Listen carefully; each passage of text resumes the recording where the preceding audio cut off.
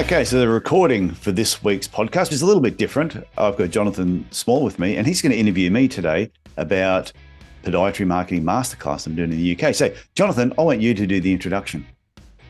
So welcome to the Podiatry Legends podcast. The podcast is designed to help you see, think and feel different about the profession. I've probably got that wrong, but it's something along those lines. And we thought this was an ideal opportunity for me to ask Tyson some things about marketing and podiatry. How are you today, Tyson? I'm fantastic today, Jonathan. It's nice to be on your show. This is my first ever podcast hosting, I think. I don't think I've done it before, so let's see how it goes. What's funny is I didn't warn you either that I was going to get you to do the introduction. It was pretty close to the intro, so I'm fine with that. Good. So something that's really interesting for me, and I think it's probably important just for the listeners to hear. You're approaching 350 episodes, Tyson, of this Legends podcast. It is getting close. Can you just tell us what keeps you going with it? Oh, I like talking to people. Well, actually, my mum would say I like the sound of my own voice, but I really enjoy talking to people. I love getting podiatry stories out. There's some people doing some amazing things in the profession, but I also like bringing people in who are not podiatrists that I class, the legends that aren't podiatrists. Because when I did my old podcast, It's No Secret with Dr. T, I did 211 episodes on there, and I had a few podiatrists, but I had people that owned baseball teams. I had UFC fighters, had all these really interesting people that I connected with. And I've got these friends all around the world now that I've done through podcasting. So doing it, the Podiatry Legends podcast, is every time I talk to another podiatrist, I feel like I've made a new friend. And I don't think you can have... How we've connected, of course, absolutely. Yeah, and there's so many other people in the UK that I've become friendly with purely because of podcasting. I can go to the States and I've gone to NFL football games with podiatrists that I met purely through the podcast. I've stayed with people overseas because of the podcast. And I've got people coming up on next week after this episode. I've got a couple from Mauritius that are coming on the podcast. Never had a podiatrist from Mauritius before.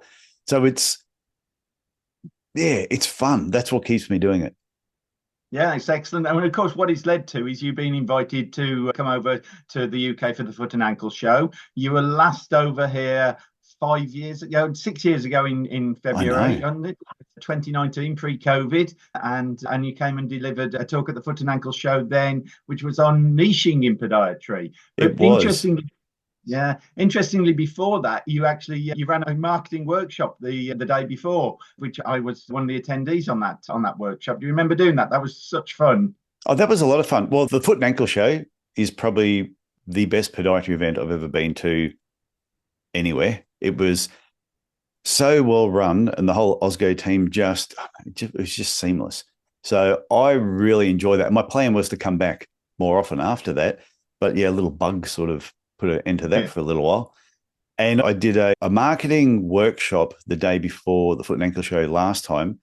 So I'm planning on doing it again this time. So you're right. Last time I spoke about niching. This time at the Foot and Ankle show, I'm talking about happiness and achievement. They're independent variables.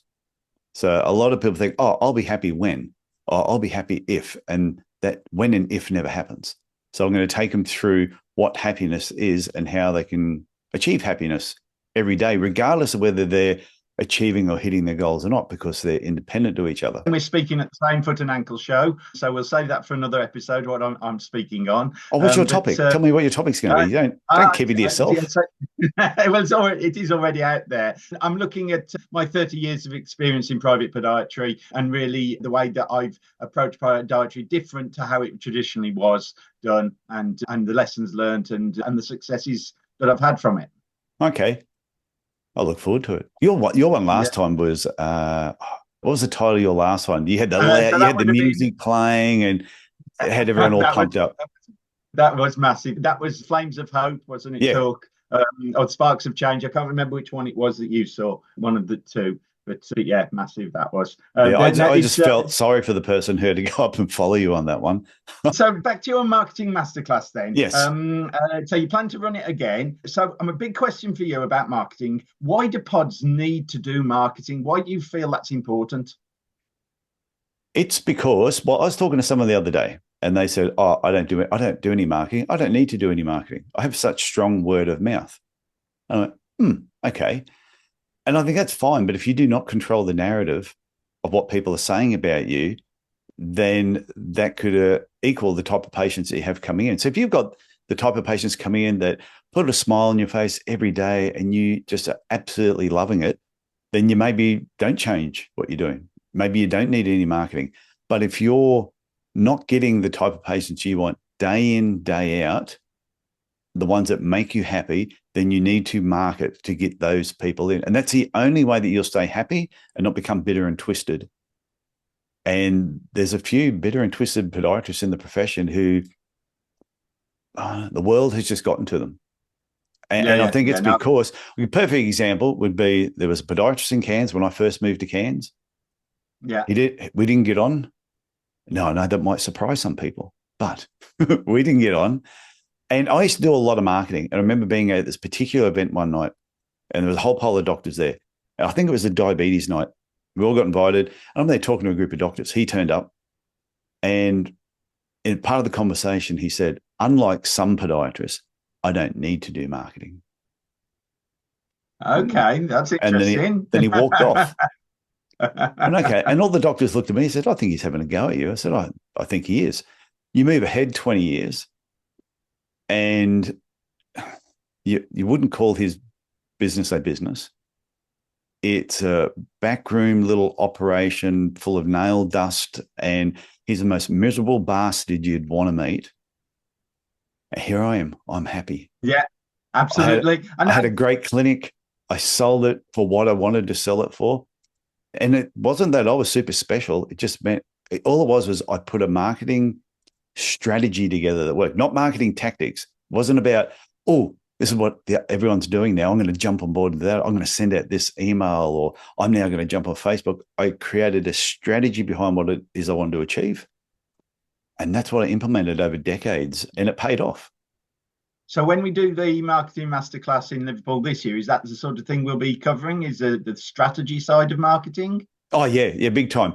So when I did the workshop last time, that was good. I thought it was a great day. This one is going to be epic in comparison. It's the stuff that I've learned and I've applied with a lot of my coaching clients over the last 5 years has been incredible. I've picked up so much new stuff that I'm really looking forward to sharing it. It's going to be fun. Plus, we're going to be picking locks. I'm going to teach everyone how to pick locks. All about your picking locks. There is where I'm not going to put handcuffs on anyone, but we will be picking locks. And the reason for picking locks, there is a meaning behind it all. It's not just, hey, here's a new skill set. But when you learn how to do something, this is what they call meta-level learning, which is what we're going to be doing at the workshop, is when you learn a new skill or how to do something, you can transfer that skill to the next thing that you learn. And you'll realize that with each thing you learn, there's some common threads between them all. And when you learn how to pick a lock and you realize there's this sequence of steps that you must follow to be able to pick the lock. And then once you can do it, you go, oh, I tell you, it is such a cool feeling when you can do it. So I'm going to bring over a few locks and we'll be messing around with them. But there is a reason for doing it. And I'll guarantee every single person that's in the room will pick the lock before the end of the day. And most people will be picking it multiple times before the end of the day. You get to really see who the convict should have been. Yes. So why are you so good at it, Tyson? Oh, it's funny. When I learned to do it, I was in America, or last year when I was in the States, that whole pile of locks there, they had a simple one, medium one, hard one, then handcuffs. And I went bang through all three, then bang, got out the handcuffs. And they went, oh, pick the convict in the room. Excellent. That sounds amazing. So going back to the podiatrists doing marketing or not doing marketing, I think you've already shared a little bit of a glimpse. What happens if the podiatrists don't market themselves? What's the inevitable outcome generally that happens for them? Well, if they don't market themselves, and this one goes back to what's the narrative? What do you want people saying about you? So If you don't market yourself, the community will market for you, and they will tell everybody what you are and what you aren't. So if you've cut someone's toenails, then that person's going to go around saying, you are the best toenail cutter, Jonathan, that I've ever met. So if that's the only thing they ever know about you, that you cut their toenails, they've never seen anything else about you, your website doesn't really say that much different other than cutting toenails, you're going to become the best toenail cutter in town. And that person will tell all their friends when they're at bridge or at lawn bowls, oh, I should go see Jonathan. He's the best toenail cutter in town. Yeah, but absolutely. To me, marketing also is part of educating your patients as marketing. So when Mary's in there and you're cutting her toenails, and then you're talking to her about, hey, Mary, do you know that other than general practitioners and dentists, that podiatrists are the only other people that can do a local anesthetic? She goes, I didn't know that. And you just start talking about it. You talk about other things you do. And I know in different countries, it's all different. But Mary, the next time she's at bridge, she'll go, they said, Mary, what were you doing today? Oh, I was getting my toenails cut by Jonathan. Do you know? Because people love sharing interesting facts. It makes them sound intelligent. Yeah. Do you know that podiatrists are the only other profession other than doctors and dentists that can give a local anesthetic? But this is the part where the extra marketing helps. If you then say to Mary, oh, Mary, by the way, just so you know, not all podiatrists have the skill set that I have. Okay. Which is also true, because not every podiatrist does local anesthetic. So you let the patient know that you do it, but not everybody does it. So therefore, when she's talking at the Bridge Club and she says, I saw Jonathan cut my toenails, do you know that? Oh, and my podiatrist, he's one of those ones that can do it, but not all of them can do it. So all of a sudden, all these little steps, and this is just a conversation with patients, just elevates who you are compared to everybody else. That's what marketing is, but that's just with a patient. You do it through your website. You talk about what it is that you want, whether you're using old school or online marketing. Marketing to me is everything you're doing, but you've got to control what the narrative is, what is being said about you, and the type of patients you want to bring in. And if you don't do it, then you're on the hands of your patients, which is not always going to be the best thing. And it isn't just you in the hands of the patients, it's the whole of the professions in the hands of the patients. So if we want to move the narrative away from podiatrists doing toenail cutting, then we need to be marketing ourselves for the benefit of the whole profession, moving away from that to being that foot specialist and talking in those terms to patients and to the wider public. Definitely. And that's why, like I'm sure in the UK, they have Foot Health Week. We have Foot Health Week here in Australia. And they go with a month here. It used to be a month here, but I think we got bored with a month. So went back to, it was a week. It was Foot Health Week, then it was Foot Health Month. And we went back to Foot Health Week. And, but I think I used to look at what the association was promoting. And I'd look at their theme. And if I didn't like it, I would just make up my own. I would still go with Foot Health Week, but I'd go to the radio station, local newspaper, TV, and I'll be out there saying, hey, it's Foot Health Week. It's coming up in a couple of weeks' time. Can we organise something? Can we do an interview? Can I jump on the radio? And they go, what's the theme this year? And I go, the running athlete, the running foot. The association might have been doing the high-risk foot. It didn't serve me or interest me. No, that's right. This is just one of the tactics used, isn't it? Campaigns in marketing to get your message out there to reach the people you're trying to talk to. Yeah, like radio. I really enjoy radio. So that's why I probably enjoy podcasting as well. I like listening to people talk, but I used to go to the local radio station. I was on there every Saturday morning for about 15 minutes for about 8 years. Just would go on there. And even after I sold my business, I still went in there for about the next 2 years. Didn't even have the clinic anymore, but I still went in there and spoke about podiatry because the guy on the radio station enjoyed it. The public were enjoying it. So I just kept doing it. Yeah, absolutely. And what a great service that's been to your local community and to the wider podiatry population. So we know that you have got lots of skill sets within marketing and you've got a lot of knowledge. And certainly you're my go-to, you're my person that I think of any time anybody mentions marketing and who they should reach out to for Oh, help and thank you. support with. From you know that I'm always recommending the Podiatry Legends podcast because there's always an episode that somebody can relate to and get some information from. You've got your books that you've written, and of course, one-on-one conversations with you. But let's do the summing up of that you always do at the end of a podcast episode, which is that if you were talking to a podiatrist on a bench in a park and you had to give 3 best tips of advice to them around podiatry and marketing, what would they be, Tyson? You bastard, Jonathan. You didn't tell me you were going to ask me this. Was that 3 tips? Everyone. 3, yeah. Okay, 3 tips. First tip I would tell anybody who's just starting out in their career would be, don't chase the money. That'll come. Just do not chase the money. Chase experience. What is it that you like about podiatry more than anything else?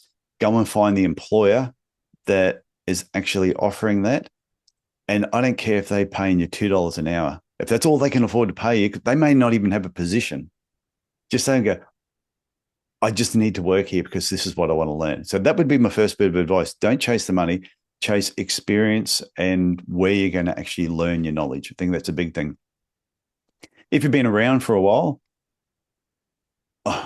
I think you need, if you've got your own business, you need to know it took you years to become a good podiatrist. Don't expect you're going to be a great business owner, that it's just going to happen through osmosis. You lean up against another business owner, it's just going to happen. It won't happen that way. You've got to put the time and effort in exactly the same way you did when you learned to become a podiatrist. And it takes time. You're not going to join a mastermind group or join a coaching organization and know everything in 6 months. I've had coaching clients that I've worked with for 2 or 3 months and that's it.